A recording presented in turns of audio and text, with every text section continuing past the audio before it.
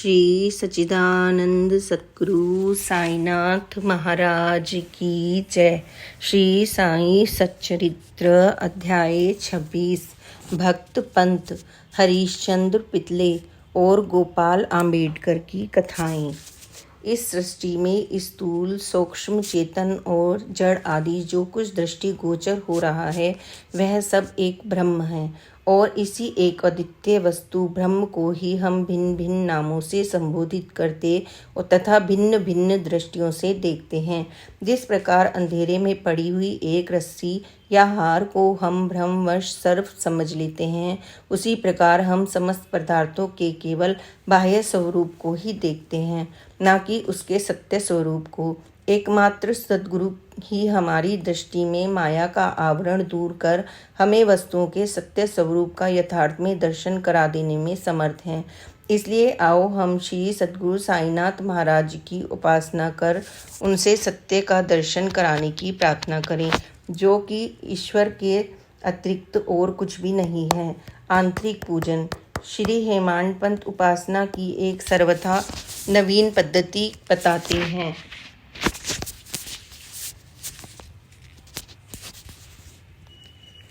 वे कहते हैं कि सद्गुरु के पाद प्रक्षालन के निमित्त आनंद अश्रु के उष्ण जल का प्रयोग करो। उन्हें सत्य स्वरूपी चंदन का लेप कर दृढ़ विश्वास रूपी वस्त्र पहनाओ तथा अष्ट सात्विक भावों के स्थान पर कोमल और एकाग्र चित्तरूपी फल उन्हें अर्पित करा।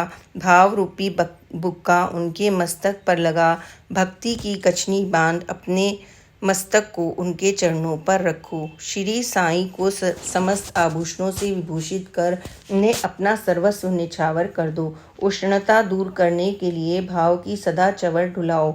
इस प्रकार आनंददायक पूजन कर उनसे प्रार्थना करो, हे प्रभु साईं, हमारी प्रवृत्ति अंतर्मुखी बना दो, सत्य और असत्य का विवेक दो तथा सांसारिक पदार्थों से आसक्ति दूर कर हमें आत्मा अनुभूति प्रदान करो। हम अपनी काया और प्राण आपके श्री चरणों में अर्पित करते हैं।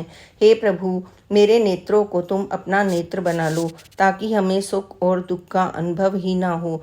हे साईं, मेरे शरीर और मन को तुम अपनी इच्छा अनुकूल चलने दो तथा मेरे चंचल मन को अपने चरणों की शीतल छाया में विश्राम करने दो। अब हम इस अध्याय की कथाओं पर आते हैं। भक्त पंत। एक समय एक भक्त जिनका नाम पंत था और जो एक अन्य सद्गुरु के शिष्य थे, उन्हें शिरडी पधारने का सौभाग्य प्राप्त हुआ। उनकी शिरडी आने की कुछ भी इच्छा तो न थी, परंतु मेरे मन कछु और विधाता के कछु और वाली कहावत चितार्थ हुई। वे रेल में के द्वारा यात्रा कर रहे थे, जहाँ उनके बहुत से मित्र व संबंधियों से अचानक ही उनकी भेंट हो गई, जो कि शिरडी यात्रा को ही जा रहे थे। उन लोगों ने उनसे शिरडी तक साथ साथ चलने का प्रस्ताव किया। पंत यह प्रस्ताव अस्वीकार न कर सके। तब वे सब लोग बंबई में उतरे और इसी बीच पंत विरार में उतरकर अपने सद्गुरु से शिरडी प्रस्थान करने की अनुमति लेकर तथा आवश्यक खर्च आदि का प्रबंधन कर सब लोगों के साथ रवाना हो गए। वे प्रातःकाल वहां पहुंचे और लगभग 11 बजे मंदिर को गए। वहां पूजनार्थ भक्तों का एकत्रित समुदाय देखकर सबको अति प्रसन्नता हुई, परंतु पंत को मूर्छा आ गई और वे बेसुध होकर वहीं गिर पड़े। तब सब लोग भयभीत होकर उन्हें स्वस्थ करने के समस्त उपचार करने लगे। बाबा की कृपा से और मस्तक पर जल के छींटे देने से वे स्वस्थ हो गए और ऐसे उठ बैठे जैसे कि कोई नींद से जाग गया हो। त्रिकालज्ञ बाबा ने यह सब जानकर कि वह एक अन्य गुरु का शिष्य है, उन्हें अभय दान देकर उनके गुरु में ही उनके विश्वास को दृढ़ करते हुए कहा, कैसे भी आओ, परंतु भूलो नहीं, अपने ही स्तंभ को दृढ़ता पूर्वक पकड़कर सदैव स्थिर होकर उनसे अभिन्नता प्राप्त करो। पंत तुरंत ही इन शब्दों का आश्रय समझ गए और उन्हें उसी समय अपने सतगुरु की स्मृति हो आई। उन्हें बाबा के इस परम अनुग्रह की जीवन भर स्मृति बनी रही। श्री हरिश्चंद्र पितले बंबई के एक श्री हरिश्चंद्र नामक सद्ग्रस्त थे। उनका पुत्र मिर्गी रोग से पीड़ित था। उन्होंने अनेक प्रकार की देशी व विदेशी चिकित्साएं कराई, परंतु उनसे कोई भी लाभ न हुआ। अब केवल यही उपाय शेष रह गया था कि किसी संत के चरण कमलों में शरण ली जाए। 15वें अध्याय में बतलाया जा चुका है कि श्री दासगणों के सामधुर कीर्तन से श्री साईं बाबा की कीर्ति मुंबई में अधिक फैल चुकी थी। पितले ने भी सन 1910 में उनका कीर्तन सुना और उन्हें ज्ञात हुआ कि श्री साईं बाबा के केवल कर स्पर्श तथा दृष्टि मात्र से ही असाध्य रोग समूल नष्ट हो जाते हैं। तब उनके मन में भी श्री साईं बाबा के प्रिय दर्शन की तीव्र इच्छा जागृत हुई। यात्रा का प्रबंधन कर भेंट देने वालों को भेंट देने के लिए फलों की टोकरी लेकर स्त्री और बच्चों सहित वे शिरडी पधारे। मस्जिद पहुंचकर उन्होंने चरण वंदना की तथा अपने रोगी पुत्र को उनके श्री चरणों में डाल दिया। बाबा की दृष्टि उस पर पड़ते ही उसमें एक विचित्र परिवर्तन हो गया। बच्चे ने आंखें फेर दी और बेसुध होकर गिर पड़ा। उसके मुंह से झाग निकलने लगी तथा शरीर पसीने से भीग गया और ऐसी आशंका होने लगी कि अब उसके प्राण निकलने ही वाले हैं। यह देखकर उसके माता पिता अत्यंत निराश होकर घबराने लगे।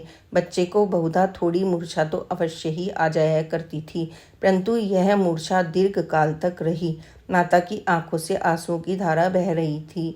वह दुख ग्रसित हो आंत्रनाद करने लगी कि मैं ऐसी स्थिति में हूँ जैसे कि एक व्यक्ति चोरों के डर से भागकर किसी घर में प्रविष्ट हो गया हो और वह घर ही उसके ऊपर आ गिरे, या एक भक्त मंदिर में पूजन करने के लिए जाए और वह मंदिर ही उसके ऊपर गिर पड़े, या एक गाय शेर से डरकर भागकर किसी कसाई के हाथ लग जाए, या एक स्त्री सूर्य के ताप से व्यथित होकर इस वृक्ष की छाया में जाए और वह वृक्ष ही उसके ऊपर गिर पड़े। तब बाबा ने उसे सांत्वना देते हुए कहा, इस प्रकार प्रलाप ना कर धैर्य धारण करो, बच्चे को अपने निवास स्थान पर ले जाओ, वह आधे घंटे के पश्चात ही होश में आ जाएगा। तब उन्होंने बाबा के आदेश का पालन किया। बाबा के वचन सत्य निकले। जैसे ही वह उसे बाड़े में लाए कि वह बच्चा स्वस्थ हो गया और पितले परिवार, पति पत्नी व अन्य सब लोगों को महान हर्ष हुआ और उनका संदेह दूर हो गया। श्री पितले अपनी धर्म पत्नी सहित बाबा के दर्शनों को आए और अति विनम्र होकर आदर पूर्वक चरण वंदना कर पास सेवन करने लगे। मन ही मन वे बाबा को धन्यवाद दे रहे थे। तब बाबा ने मुस्कुराकर कहा कि क्या तुम्हारे समस्त विचार और शंकाएं मिट गई? जिन्हें विश्वास और धैर्य है उनकी रक्षा श्री हरि अवश्य ही करेंगे। श्री पितले एक धनाढ्य व्यक्ति थे, इसलिए उन्होंने अधिक मात्रा में मिठाई बांटी और उत्तम फल तथा पान बीड़े बाबा को भेंट किए। श्रीमती पितले सात्विक वृत्ति की महिला थी।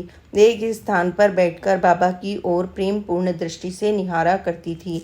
उनकी आंखों से प्रसन्नता के आंसू गिरते थे। उनका मृदु और सरल स्वभाव देखकर बाबा अति प्रसन्न हुए। ईश्वर के समान ही संत भी उनके अधीन हैं। वे उनकी शरण में जाकर उनका अनन्य भाव से पूजन करने लगे। उनकी रक्षा संत करते हैं। शिरडी में कुछ दिन कुछ सुखपूर्वक व्यतीत कर पितले परिवार बाबा के समीप मस्जिद में जा गए और चरण वंदना कर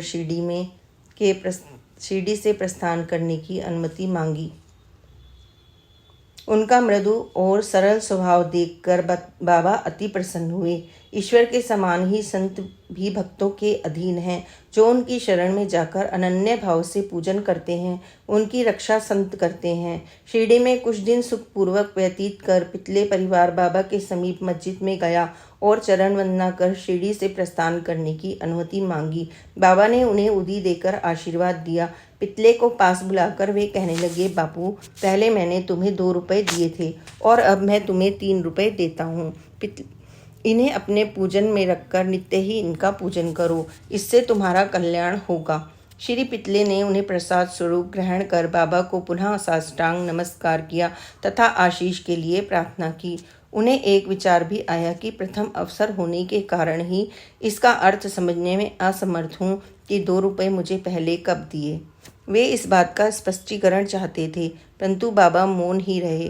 बम्बई पहुंचने पर उन्होंने अपनी वृद्ध माता को शिरडी की विस्तृत वार्ता सुनाई और उन 2 रुपयों की समस्या भी उनसे कही। उनकी माता को पहल तो कुछ भी समझ में न आया, परंतु पूरी तरह विचार करने पर एक पुरातन घटना की स्मृति हो आई, जिससे उनकी यह समस्या हल हो गई। उनकी वृद्ध माता कहने लगी कि जिस प्रकार तुम अपने पुत्र को लेकर श्री साईं बाबा के दर्शनार्थ गए थे, ठीक उसी प्रकार तुम्हें लेकर तुम्हारे पिता अनेक वर्षों पहले अक्कलकोट महाराज के दर्शनार्थ गए थे।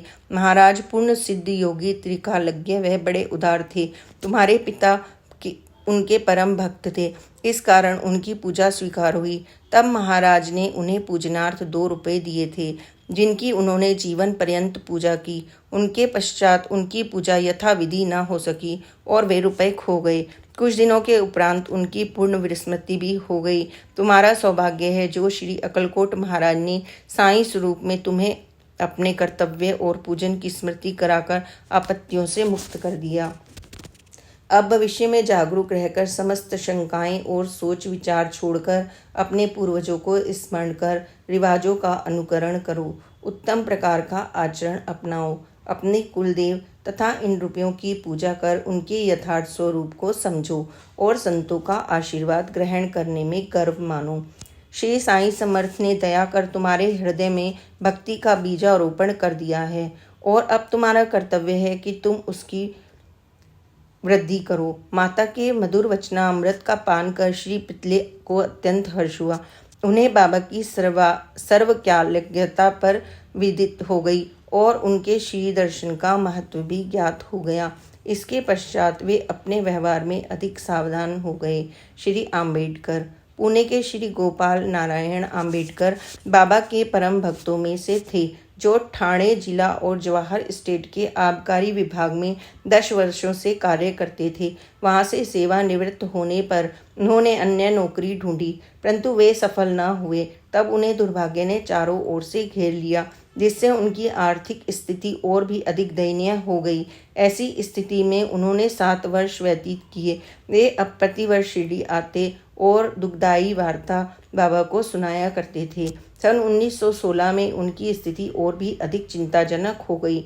तब उन्होंने शिरडी जाकर आत्महत्या करने की ठानी। इसलिए वे अपनी पत्नी को साथ लेकर शिरडी आए और वहां 2 मास तक ठहरे। एक रात्रि को दीक्षितवाड़ा के सामने एक बैलगाड़ी पर बैठे बैठे उन्होंने कुएं में गिरकर प्राणांत करने का और साथ ही साथ बाबा ने उनकी रक्षा करने का निश्चय किया।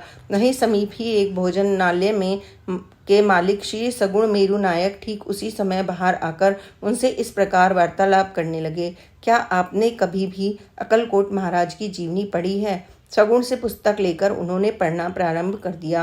पुस्तक पढ़ते पढ़ते वे एक ऐसी कथा पर पहुंचे जो इस प्रकार थी। श्री अक्कलकोट महाराज के जीवन काल में एक व्यक्ति असाध्य रोग से पीड़ित था। जब वह इस प्रकार किसी भी कष्ट को सह ना सका तो वह बिल्कुल ही निराश हो गया और एक रात्रि को कुएं में कूद पड़ा। तत्क्षण ही महाराज वहां पहुंच गए और उन्होंने स्वयं अपने हाथों से उसे बाहर निकाला। वे उसे समझाने लगे कि तुम्हें अपने शुभ अशुभ कर्मों का फल अवश्य ही भोगना चाहिए। यदि भोग अपूर्ण रह गया तो पूर्व जन्म धारण करना पड़ेगा। इसलिए मृत्यु से श्रेष्ठकर है कि कुछ काल तक उन्हें सहन कर अपने पूर्व जन्मों के कर्मों का भोग समाप्त कर सदैव के लिए मुक्त हो जाओ। यह सामायिक और उपयुक्त कथा पढ़कर आम्बेडकर को महान आश्चर्य हुआ और वे द्रवित हो गए। यदि इस कथा द्वारा उन्हें बाबा का संकेत प्राप्त न होता तो अभी तक उनका प्राणांत ही हो गया होता। बाबा की व्यापकता और दयालुता देखकर उनका विश्वास दृढ़ हो गया और वे बाबा के परम भक्त बन गए। उनके पिता श्री अक्कलकोट महाराज के शिष्य थे और बाबा की इच्छा उन्हें उन्हीं के पद चिन्हों का अनुकरण कराने की थी। बाबा ने उन्हें आशीर्वाद दिया। अब उनका भाग्य चमक उठा। उन्होंने ज्योतिष शास्त्र के अध्ययन में निपुणता प्राप्त की और उसमें बहुत उन्नति कर ली और बहुत सा धन अर्जित कर कर अपना शेष जीवन सुख और शांति पूर्वक व्यतीत किया। श्री सद्गुरु साईनाथा अर्पणम अस्तु। शुभम भवतु। श्री सच्चिदानंद सद्गुरु साईनाथ महाराज की जय। ऑनलाइन दर्शन के लिए please comment in box. Please like share and subscribe this channel. Om Sai Ram. Jai Sai Ram. Om Sai Ram.